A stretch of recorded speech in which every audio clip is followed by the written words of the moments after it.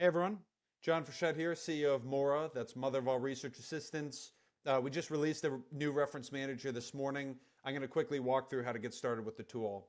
For new users, you're going to come into the site, you'll be prompted to start a review, then you'll hit this page. First thing I'm going to do is just quickly rename my library to make things a little bit clean. There are two ways to add papers. There's actually a few, but two main buttons here, search and import. I'm going to start with search. We've got a couple different search engines we've actually integrated into our site. I'm going to use a query I've used before, effects of exchange rates on international trade. And you can do some screening. In this case, I'm just going to add the top 10. Very importantly, Google Scholar is quite limited in the core citation metadata that we can bring in from the site. If you go through Google Scholar results, you'll notice natively there's no abstract. Natively, there's no DOIs. This is a key use case of Moara, regardless of the publisher metadata associated with the paper you bring in, regardless of aggregator, search engine metadata. Our models are going out and finding DOIs. We're going out and finding abstracts. In many cases, going out and finding citation counts.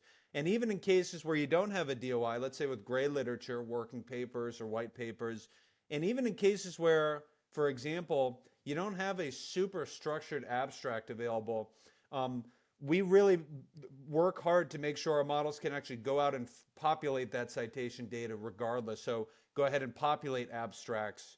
And so that's, again, a key use case here. Reconciling your metadata fields regardless of where the papers are coming in from and trying to effectively perfect your metadata. So that is how to manage search results. I will now go through the import section. Within import, you've got a few different options. You have a Zotero integration. Right now, it's going ahead and fetching my Zotero files. And then you can, of course, add PDFs. You can add citation files from PubMed. In this case, I'm going to go ahead and pick 10 of these. And as we can see, these are starting to run. So once again, keep in mind, there's no reason why a PDF natively has citation counts, say, but we make a point to make sure that even PDF documents, we go ahead and find the DOIs, our system does, and then it cross-references that with CrossRef, OpenAlex, Semantic Scholar, and pulls in citation counts.